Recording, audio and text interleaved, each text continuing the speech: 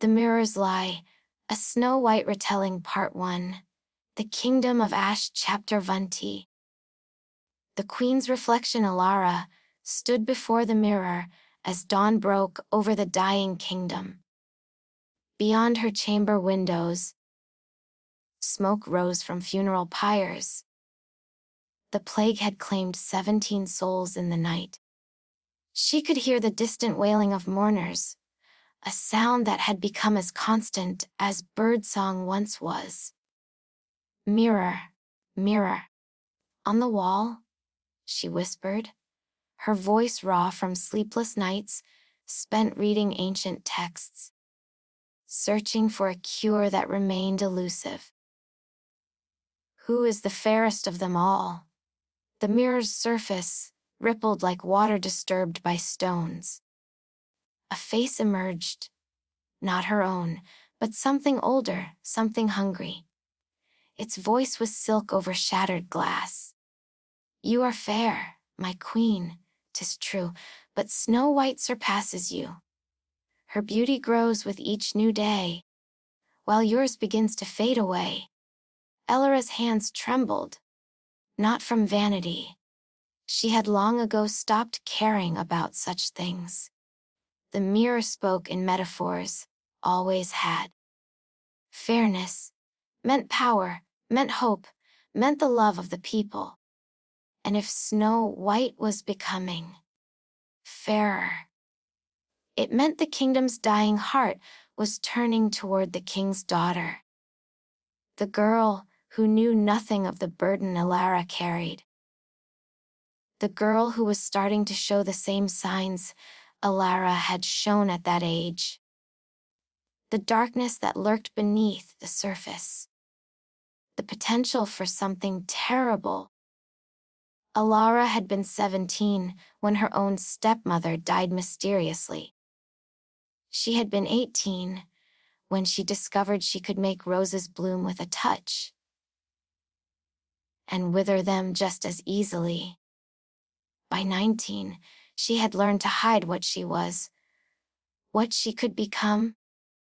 She had married King Magnus not for love, but for sanctuary, for a chance to be good. But goodness was exhausting, and the plague made it nearly impossible. Every day, she poured her magic into healing, into holding death at bay. And every day, she felt herself slipping closer to the edge her stepmother had crossed.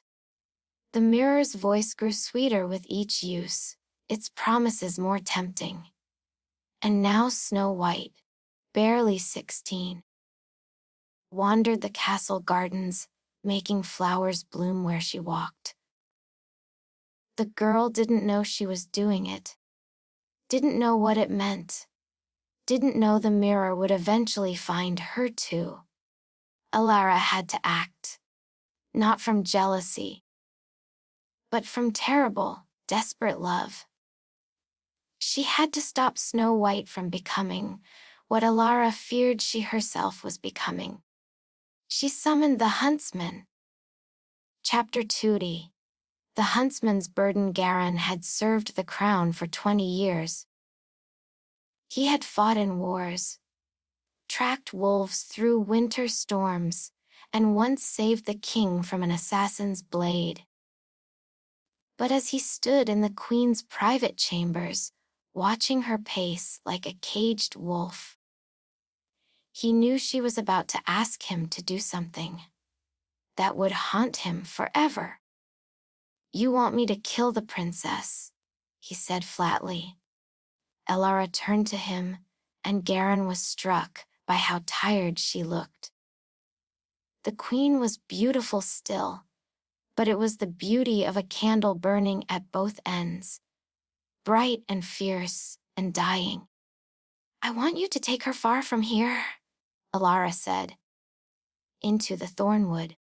I want you to make sure she never returns. Why? Garan had earned the right to ask questions. Elara was silent for a long moment.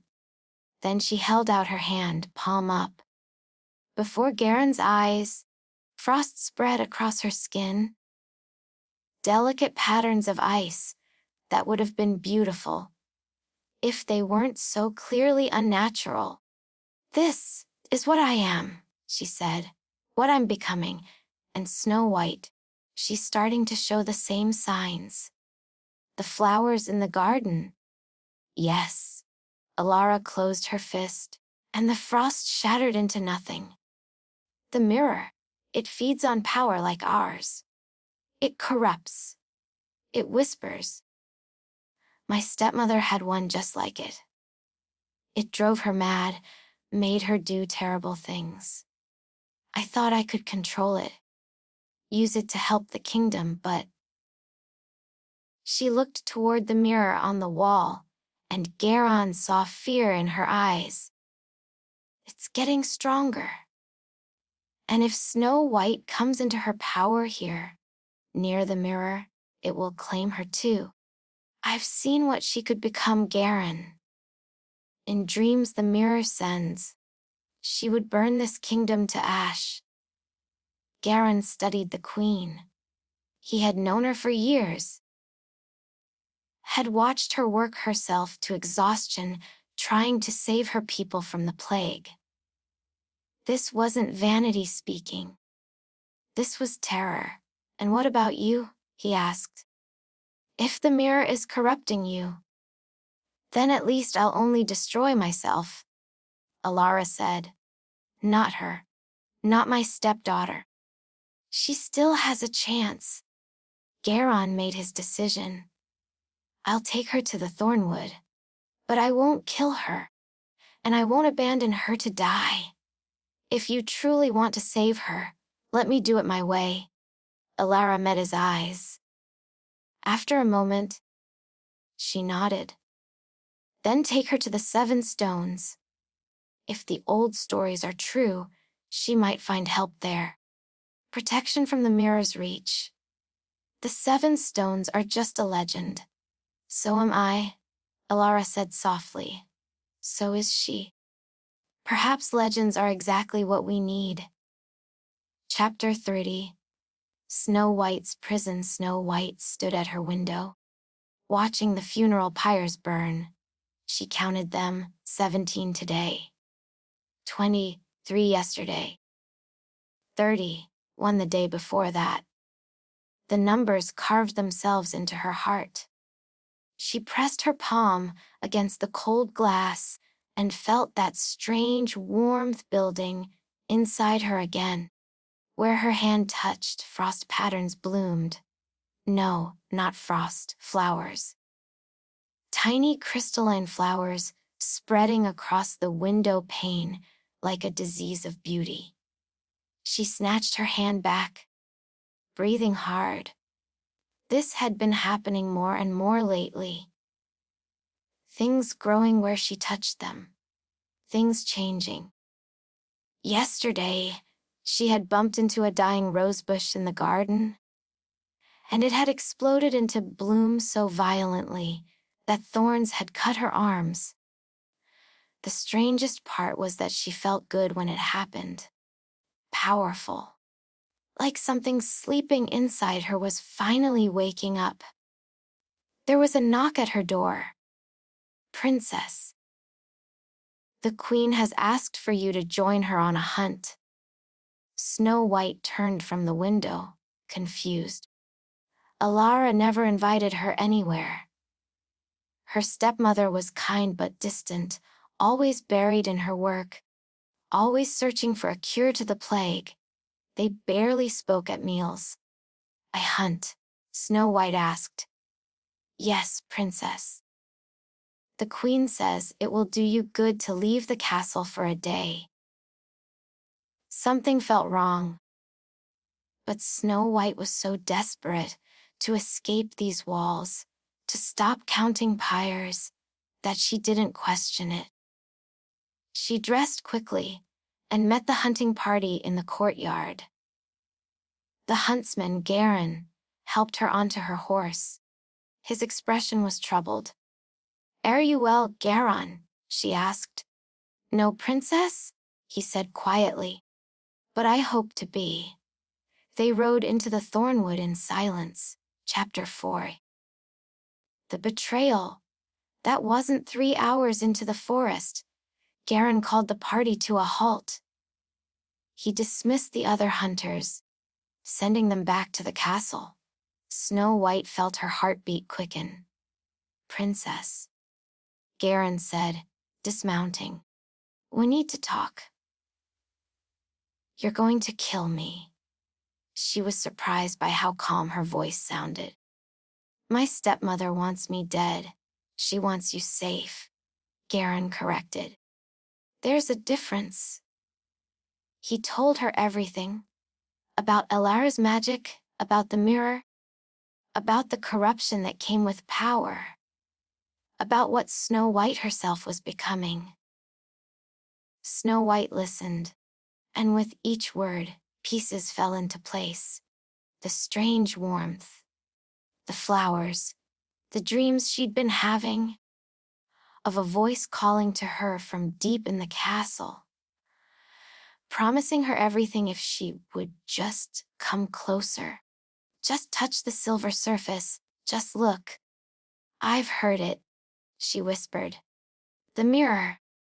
I thought I was going mad. You're not. But if you stay, it will make you mad. It will make you into something you don't want to be." Garin pulled a map from his saddlebag. "There's a place in the deep thornwood called the 7 Stones. Old magic lives there, older than the mirror. If anyone can help you, they can." "What about Elara? What about the kingdom?" "The queen believes she can hold the mirror at bay long enough for you to escape. After that," Garen's expression was grim. "After that, she'll do what she must." Snow White understood. Elara was sacrificing herself, keeping the mirror's attention so Snow White could flee. "Then we can't let that sacrifice be wasted," she said. "Take me to the 7 Stones." They rode deeper into the thornwood, where the trees grew so thick that daylight became a memory. And in the castle far behind them, Elara stood before the mirror and lied.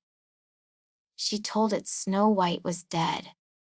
She showed it the huntsman's knife, stained with deer's blood, and the mirror believed her for a time.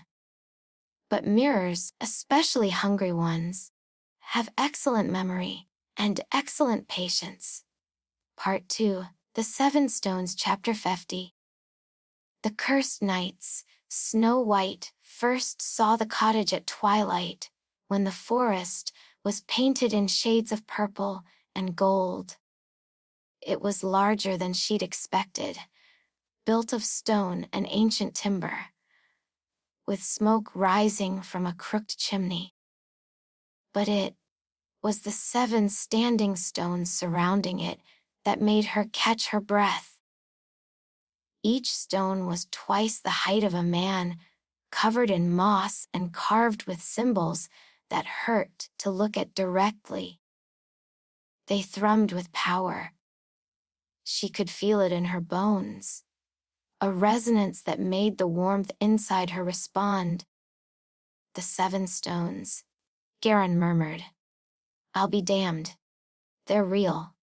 As they approached, the cottage door opened. A man emerged, tall, broad-shouldered, with a dark beard streaked with gray. He was followed by 6 others, each different in build and bearing, but all watching the newcomers with the same wary intensity. "You're trespassing," the bearded man said. His voice was deep and cold.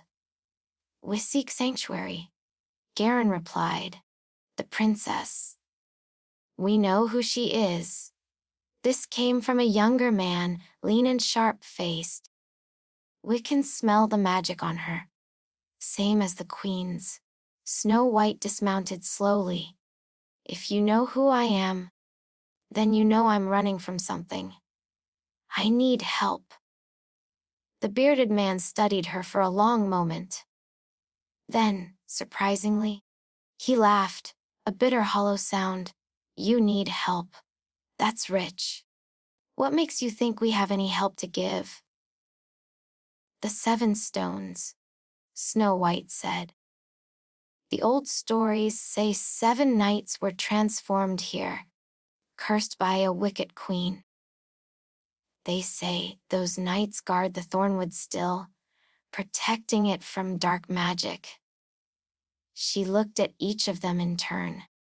You're them, aren't you? The 7 knights. The sharp-faced man smiled without humor. Knights. We were knights. Once. Now we're just 7 fools who trusted the wrong woman. The bearded man, their leader, Snow White guessed, sighed. Come inside. If you're going to tell us your sad story, you might as well do it by the fire. The cottage's interior was surprisingly comfortable. 7 beds lined the walls, and a large table dominated the center. Dried herbs hung from the rafters, and a pot of something savory bubbled over the fire. The knights introduced themselves: Aldrich, the leader; Torvin, the sharp-faced one; Bram, who was built like a bear; Fenris, who moved like a wolf; Corvin, who watched everything with dark, intelligent eyes; Eldrick, the youngest, who couldn't have been more than 20 when he was cursed; and Orin, who said nothing but whose eyes were sad and ancient. 30 years, Aldrich said, pouring Snow White and Garin cups of something that smelled like pine and honey. 30 years ago, we served a queen. Not your stepmother. This was before King Magnus's time. Queen Isadora, she was called. Beautiful, powerful, mad. She had a mirror. Torvin continued. Talked to it like it was a lover. It told her we were plotting against her, which we weren't. So she cursed us, bound us to these stones. We can't leave, can't die, can't age. We just exist, year after year, watching the forest grow and rot and grow again. Isadora was Elera's stepmother. Snow White said softly. Wasn't she? The knights exchanged glances. The timeline fits, Corvin said. If Elara is the age we think she is, she would have been just a girl when Isadora ruled. Then history is repeating itself. Garin said. Another queen with a mirror. Another young woman with dangerous power. Except Elara is trying to break the cycle. Snow White said. She sent me away to protect me from the mirror. She's sacrificing herself to keep it contained. Noble, Aldrich said. Stupid, but noble. The mirror can't be contained. It can only be destroyed. And destroying it requires a power most people don't have. What kind of power? The same kind that created it. The same kind that flows through you, princess. Aldrich leaned forward. The stones bind us here, yes. But they also protect us from the mirror's influence. That's why your stepmother sent you here.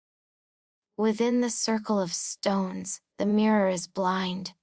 It can't see you, can't call to you, can't corrupt you.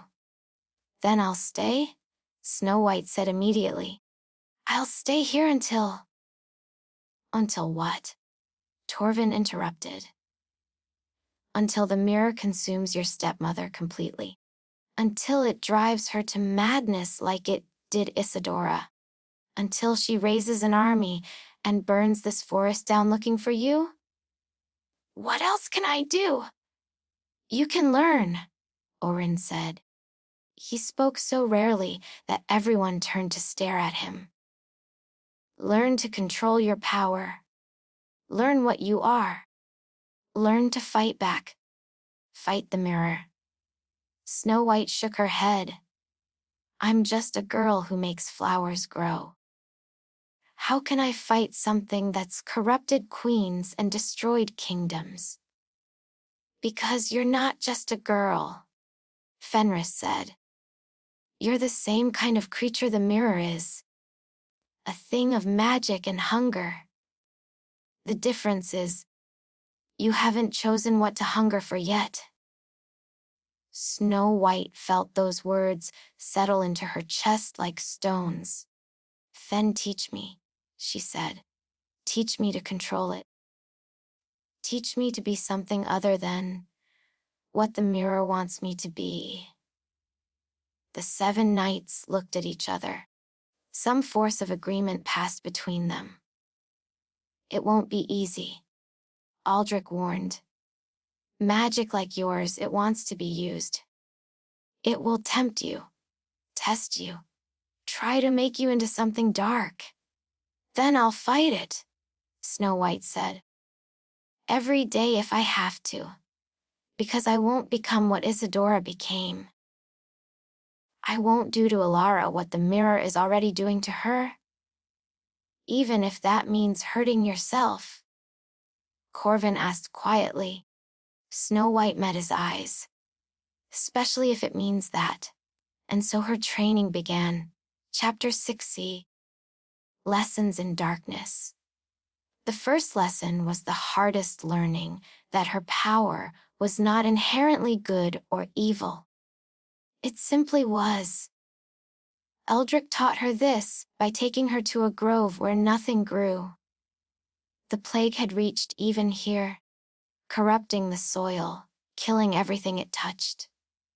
Make something bloom, he said. Snow White knelt and pressed her hands to the dead earth. The warmth inside her responded immediately, eagerly. She felt life surge through her palms, felt seeds stir and roots reach and... Stop, Eldrick commanded. She looked down. The grove was blooming, yes, but wrong. The flowers were twisted, their petals flesh, colored and weeping. The vines strangled each other in their eagerness to grow. It was beautiful and horrible all at once. Your power responds to your emotions, Eldrick explained. Your fear, your grief, your anger, it all bleeds into what you create. Control your heart, or your heart will control your magic. Over the following weeks, each night taught her something different. Aldrich taught her discipline, how to contain her power, to store it like water behind a dam. Torvin taught her to sense other magic, to feel the difference between natural and corrupted. Bram taught her strength, showing her how to draw power from the earth itself. Fenris taught her to move through the forest like she was part of it, invisible and fleet. Corvin taught her the old languages, the words that could bind magic or break it. And Orin, Silent Orin, taught her the most important lesson, how to face her own darkness without flinching. He did this by taking her deep into the forest at midnight and leaving her there with a mirror. Not the mirror, just an ordinary piece of polished silver. Look at yourself, he said. See what you really are? Snow White looked. In the moonlight, her reflection stared back.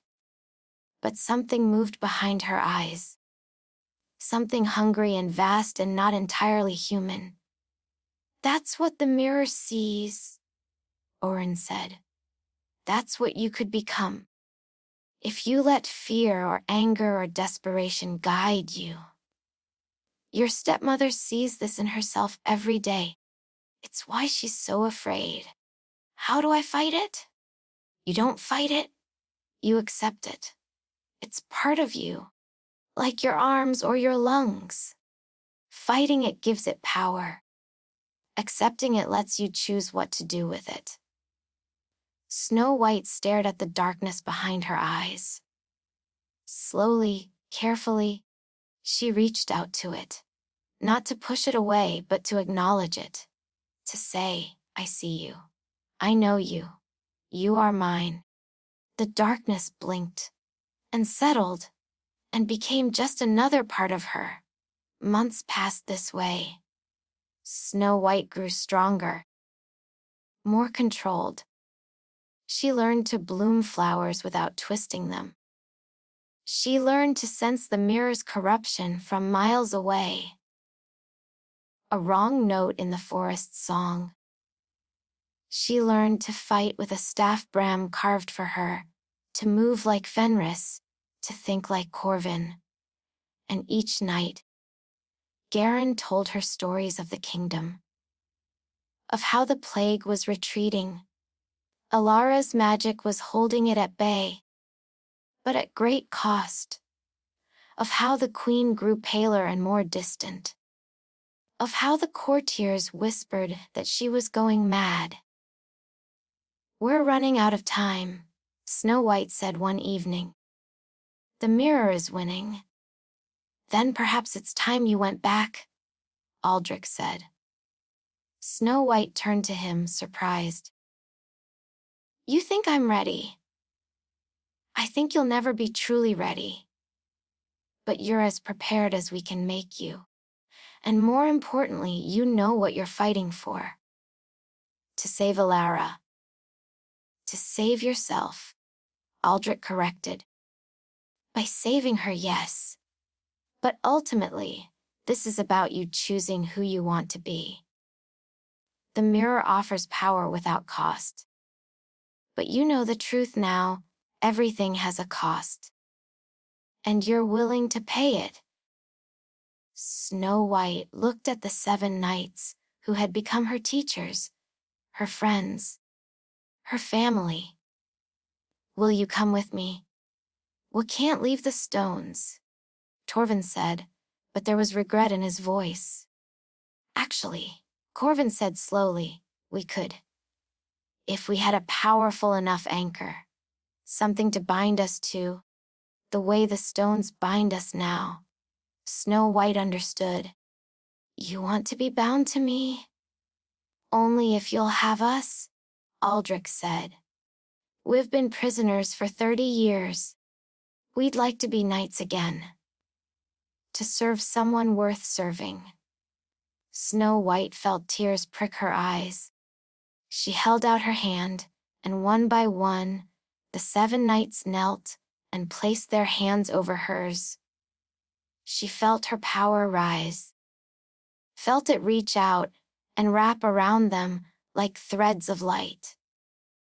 The binding settled into place with a sense of rightness, of completion. Then let's go save a queen, she said.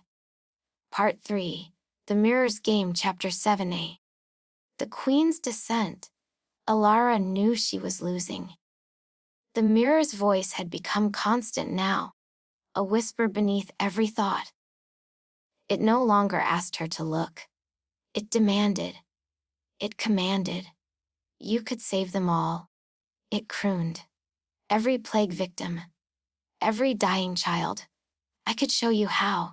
Just look, just listen, just surrender. She had stopped sleeping. Sleep was when she was most vulnerable, when her defenses were weakest. Twice, she had woken standing before the mirror with her hand outstretched, frost spreading from her fingertips. The mirror's surface rippling with anticipation. The kingdom noticed. They called her the Ice Queen now. Whispered that she had gone cold and distant. They didn't know she had to be cold, had to freeze herself from the inside out to keep the mirror from burning through her completely. But it was getting harder. The plague had retreated. Her magic was doing that much, but her control was slipping. Yesterday, she had frozen an entire corridor by accident. This morning, a servant had touched her arm and recoiled, their fingers blackened with frostbite. She was becoming the thing she feared most. And Snow White wasn't here to see it, to stop it, to remember her as anything other than a monster. That should have been a comfort. Instead, it was the loneliest feeling in the world. "Let me help you," the mirror whispered. "Let me in." "No," Elara said aloud. But her voice was weak. The mirror laughed. Chapter 80. The returned Snow White saw the castle from a mile away. And even from that distance, she could sense the wrongness. Ice covered the outer walls despite the summer heat. The sky above the castle was gray and heavy with unnatural clouds. "The mirror's breaking through," Corvin said. "Your stepmother is losing? Then we have to hurry." They entered the castle through a servant's entrance, Garen leading the way. The halls were empty. The staff had learned to avoid the queen's wing. As they moved deeper, the air grew colder. Frost patterns covered the walls like spreading disease. "She's in her chambers?" Garen said. With the mirror, they found the door frozen shut. Bram broke it down with 3 solid strikes. Beyond, the chamber was a winter nightmare. Everything was ice. The furniture, the walls, the windows. In the center, Elara stood before the mirror, her hand pressed against its surface. "Elara," Snow White called. The queen turned. Her eyes were silver, reflective, empty. "You died," she said in a voice that wasn't quite her own. "The huntsman killed you." "He didn't. He saved me.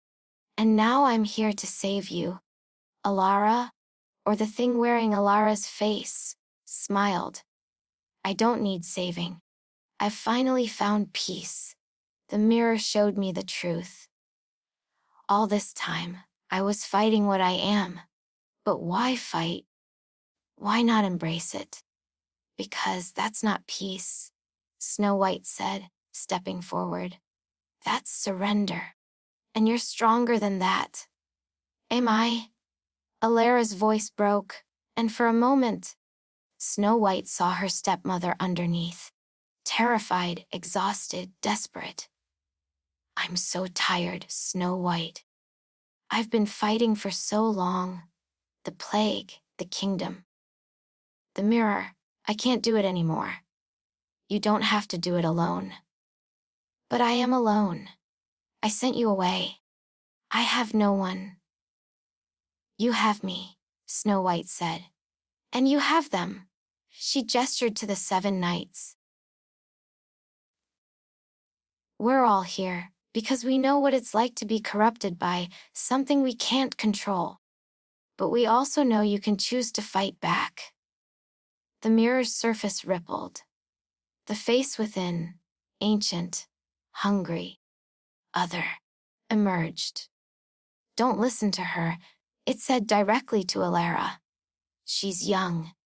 She doesn't understand the burden you carry. But I do. I've always understood. Let me carry it for you. Let me take the pain." "Don't," Snow White said urgently. "That's how it corrupts you. It offers to take your pain, but what it really takes is your choice.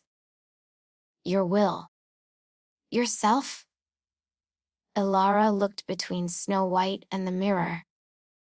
Her hand trembled against the silver surface. "What if I'm not strong enough to fight it?" "Then let me fight it for you," Snow White said. "Until you remember how strong you are." She raised her staff and brought it down against the mirror's surface. Chapter 90. The battle within the mirror didn't shatter. Instead, it opened. Snow White felt herself pulled forward, through the silver surface, into a world of reflection and shadow. The knights came with her, bound to her as they were. They had no choice, and Alara, her hand still pressed to the mirror, was drawn in as well. They found themselves in a twisted version of the castle. Everything was backwards, mirrored, and standing before them were 7 figures in ancient armor. Tall, terrible, empty. The mirror's previous victims. Corvin breathed. It trapped them here. The shadow, knights attacked without warning. Snow White's 7 moved to intercept, and the chamber erupted into chaos. Steel rang against steel. Magic flashed and flickered. But Snow White's attention was on Alara, who was walking deeper into the mirror, whirled as if in a trance. Snow White ran after her, leaving the knights to their battle. She found Alara in a chamber that looked like the throne room, but darker, colder. And sitting on the throne was a woman Snow White recognized from portraits, Queen Isadora. She looked exactly as she had in life, beautiful, regal, and utterly mad. The mirror kept her, Snow White realized. It preserved her consciousness. Of course it did, Isadora said, her voice echoing strangely. I gave myself to it completely. And in return, it gave me eternity. She looked at Alara with something like affection. Come, my dear. Join me. We can be immortal together. She's not your daughter, Snow White said. She's her own person. She. Isadora tilted her head. Look at her. She's doing exactly what I did. Fighting what she is. Making herself miserable in the pursuit of goodness. I tried to teach her better, but she was so stubborn. Just like you're stubborn now, little Snow White. Isadora rose from the throne and walked toward them. With each step, the room grew colder. You both have such power, such potential. Why waste it on others? Why not take what's yours? Because power isn't something you take, Snow White said. It's something you earn, through sacrifice, through choice, through being willing to pay the cost. And what cost are you willing to pay? Snow White looked at Alara. Her stepmother's eyes were still silver, still vacant. The mirror had almost claimed her completely. Whatever it takes, Snow White said. She reached out and took Alara's hand. The moment they touched, she felt it. The full weight of the mirror's corruption flowing through her stepmother. The despair, the exhaustion, the temptation to just stop fighting and let go. It would be so easy to pull away, to let Alara fall, to save herself. Instead, Snow White held on tighter. And she did something she had been afraid to do since her power first awakened. She opened herself completely to it. Let it flood through her without restraint or control. The warmth inside her became an inferno. It poured into Alara through their joined hands, not to burn, but to thaw. To melt the ice the mirror had put in her stepmother's heart. To remind Alara what it felt like to be warm, to be human, to be loved. I see you, Snow White whispered. Not the queen, not the stepmother, not the broken thing the mirror wants you to be. I see you, Alara. And you're still in there. Come back. For a moment, nothing happened. Then Alara gasped. A huge, shuddering breath like someone breaking the surface of deep water. Her eyes cleared from silver to their natural green. She looked at Snow White and tears spilled down her cheeks. "I'm sorry," she whispered. "I'm so sorry." "Don't be," Snow White said. "Just fight. One more time with me. Together." Stepmother and stepdaughter turned to face Isadora. The Mad Queen was no longer smiling. "You can't destroy the mirror," she said. "It's eternal." "It's nothing," Alara said, her voice gaining strength. "It's nothing but a parasite. A thing that feeds on fear and pain and desperation. And we're done feeding it?" She raised her free hand. Ice formed around her fingers. But this time, it was her ice. Controlled and purposeful. Snow White raised her staff, and flowers bloomed along its length, glowing with inner light. "The mirror was created by someone giving in to their darkness," Snow White said. "Maybe it can be destroyed by someone accepting both their light and their darkness." "Both of us," Alara said. Understanding, they struck together. Ice and life, winter and spring. Darkness and light. Not opposing forces but complementary ones. The power flowed through them and into the mirror world, shattering its foundations. Isadora screamed as she dissolved. The shadow knights crumbled to dust. The entire mirror world began to crack and break like glass under pressure. "We need to get out," Corvin shouted, appearing with the other knights. They were battered but alive. Snow White and Alara ran, still holding hands, the knights surrounding them. Behind them, the mirror world collapsed into nothing.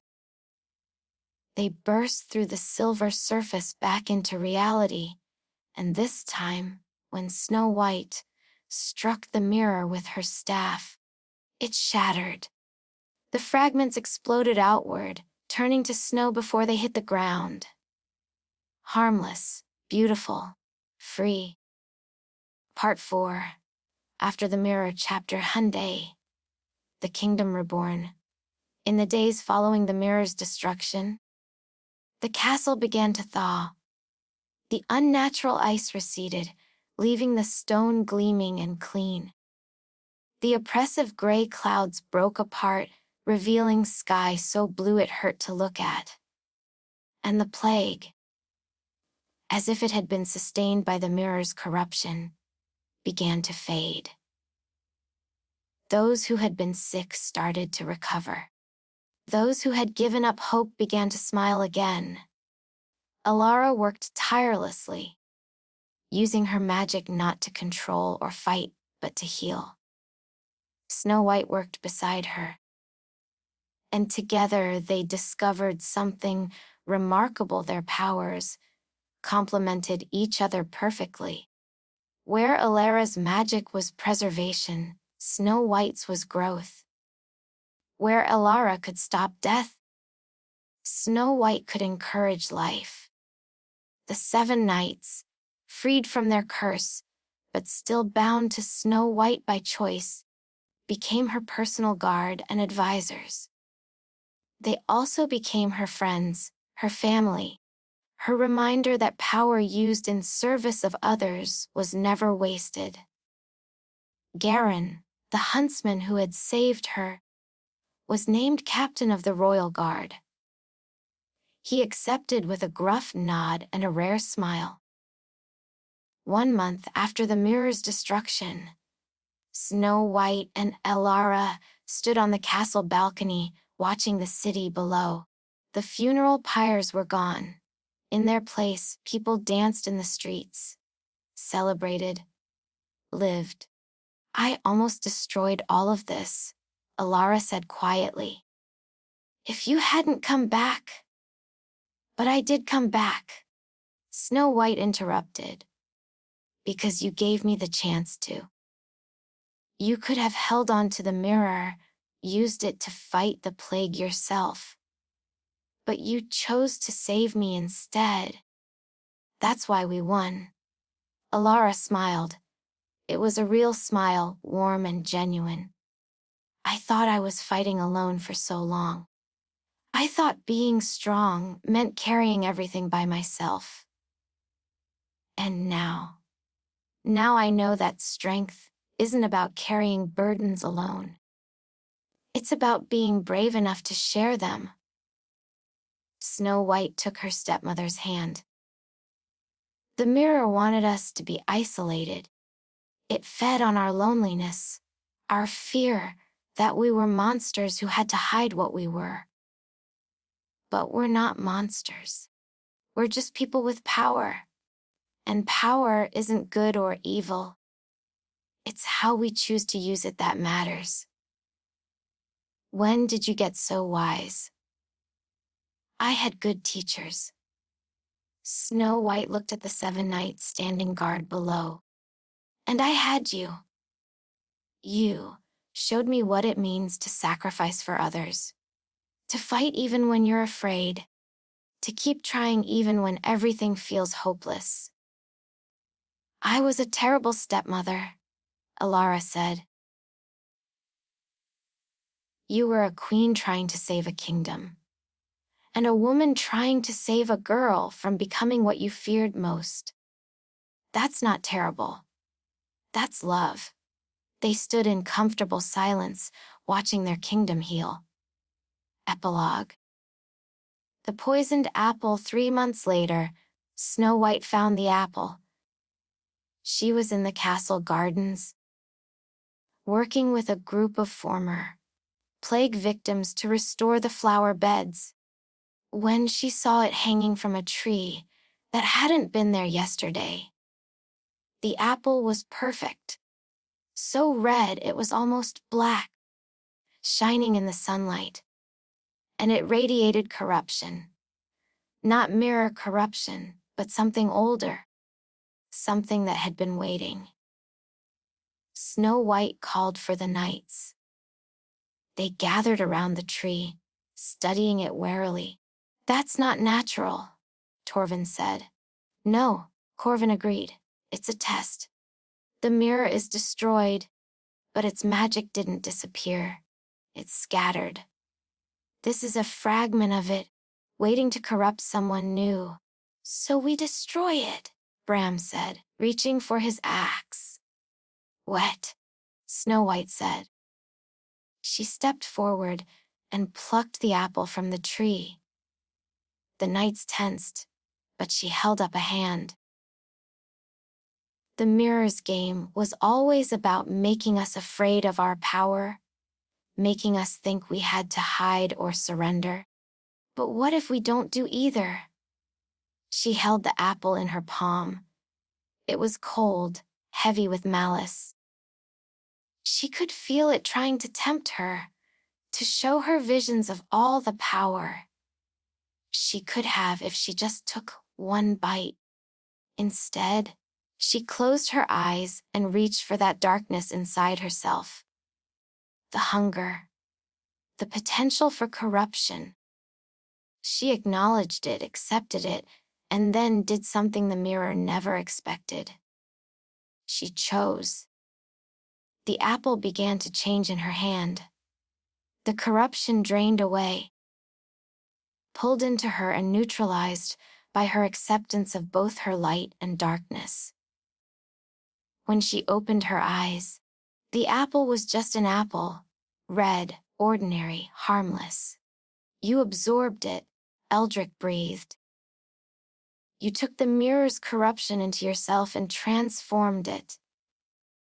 I told you once, Snow White said, looking at the apple. I'm the same kind of creature the mirror was. A thing of magic and hunger. The difference is, I get to choose what to hunger for. And I choose life, growth, hope. She took a bite of the apple. It was sweet. That night, Elara found Snow White in her chambers. The knights told me what you did. That was incredibly dangerous. I know. But someone had to.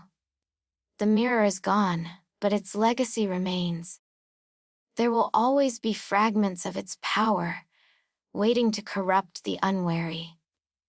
Someone needs to gather them, transform them, make them safe. You're taking this on yourself? Not alone, Snow White said. I have the knights. I have you. I have Garen. And I have everyone in this kingdom who's learned that power doesn't have to corrupt. That darkness doesn't have to win. That we can choose every day to be better than what we fear we are. Elara pulled Snow White into a hug. When did you stop being my frightened stepdaughter and become this impossibly brave young woman? Probably around the time I realized you were doing the same thing, Snow White said. Becoming brave, I mean. Choosing hope over despair. Light over darkness. We chose together. Elara corrected. Yes, Snow White agreed. We did. And in the garden outside, where the corruption had tried to take root, flowers bloomed. Not twisted or wrong, but beautiful and whole. Life celebrating its victory over death. Hope celebrating its victory over despair. The kingdom had been saved not by a prince, not by a perfect hero, but by two imperfect women who chose to fight for each other and for the people they loved, who accepted their darkness and their light, who learned that true strength comes not from denying what you are, but from choosing what to do with it. The mirror was gone, but its lesson remained. That the most dangerous corruption isn't the magic itself, but the isolation it demands. The belief that you must face your darkness alone. Snow White and Elara had learned better. They had learned to face their darkness together. And that made all the difference. Years later, the kingdom thrived. Elara ruled with wisdom and kindness, her magic used to preserve and protect. Snow White traveled the land with her 7 knights, seeking out remnants of the mirror's corruption and transforming them, one by one. She never needed rescuing from a prince. She never needed saving at all, really. Except in the ways we all need saving. By being seen, being loved, being reminded that we're not alone in our darkness. The story of the vain queen and the innocent princess became something different. The story of 2 women who saved each other. Who learned that power was neither good nor evil, but a choice. Who discovered that the greatest magic wasn't the ability to destroy or control, but the ability to accept yourself, all of yourself, and still choose to be kind. And sometimes, late at night when the work was done and the kingdom was at peace, Snow White would think about the mirror. About how close she had come to becoming what it wanted her to be. But she had chosen differently. They had chosen differently. And that choice, more than any magic or power or destiny, was what made them heroes. Not perfect, not invincible, not without darkness or doubt, but heroes nonetheless. The end.